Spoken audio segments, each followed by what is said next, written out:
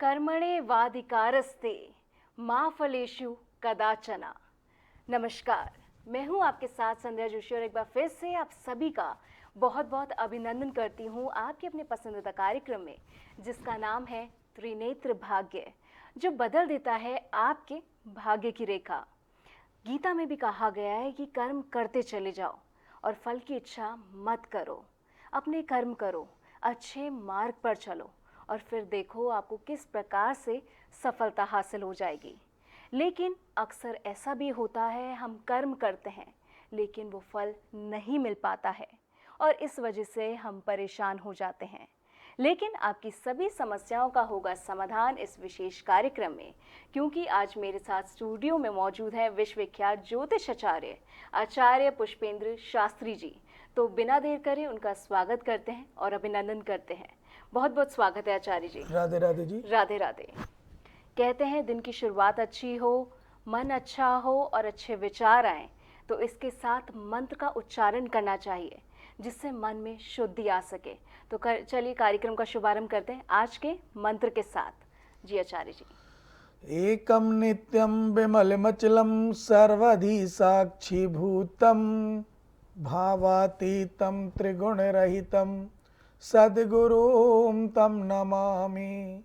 नित्यं शुद्धं निराभासं निराकारं निरंजनम नित्यबोधं चिदानंदम गृणायाम परमेश्वरी। जी, तो इस बेहद ही सुंदर मंत्र के साथ हम आज के कार्यक्रम का शुभारंभ करते हैं। हमारे जीवन में खुशहाली आए, सभी दुख दूर हों, इसके लिए हमें ज़रूरत होती है एक सद्गुरु की, एक मार्गदर्शक की, एक पथ प्रदर्शक की, जो हमारी राह में बाधाएं आ रही हैं उसे दूर कर सके और हमारे जीवन में खुशियाँ ला सके। आज आचार्य जी से जानेंगे कि किस प्रकार से हम अपने देवी देवताओं इष्ट को खुश कर सकते हैं, कैसे उनकी अनुकंपा आशीर्वाद अपने घर पर ला सकते हैं, कैसे वो हमारे घर में सुख शांति का वास आ सकता है। आचार्य जी से जानते हैं। आचार्य जी, प्रार्थना हर कोई करता है, सुबह उठकर उस प्रभु को भी सभी नमन करते हैं, लेकिन किस तरीके से पूजा पाठ करना चाहिए, क्या विधि होती है और किस समय उठना चाहिए, हमारे दर्शकों को आप बताइए एक बार। जी देखिए, ऐसा है अभी बता रहे थे कि मंत्र का एक विशेष महत्व होता है और मंत्र जब शुद्ध बोले जाएं तो उनका असर अपना अलग होता है। अगर वही मंत्र अशुद्ध बोले जाएंगे तो जैसा हम बोलेंगे वैसा ही फल हमें प्राप्त होगा। अगर हम सामने वाले से प्रेम से बोलेंगे, मधुर भाषा बोलेंगे, मृद भाषा उसके साथ हम उपयोग करेंगे तो वो बड़ा प्रसन्न होगा और हमें शुभ कार्य करने के लिए या अच्छे कार्य करने के लिए या हमसे प्रसन्नचित होकर हमें वो कोई भी व्यवहारिक रूप से अच्छा बता सकता है, मान सकता है।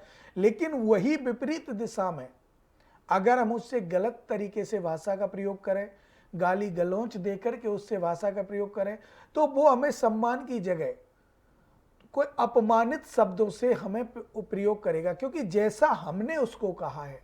देखिए, विशेष बात होती है कि हम जब पूजा करते हैं, पाठ करते हैं, अनुष्ठान करते हैं, जब यज्ञ हवन जो भी कार्य हम करें, श्रीमद् भागवत जी की कथा, उनको जब हम करने बैठते हैं तो उनमें हमें सात्विक रूप से दसों दिशाओं में प्रार्थना करनी होती है।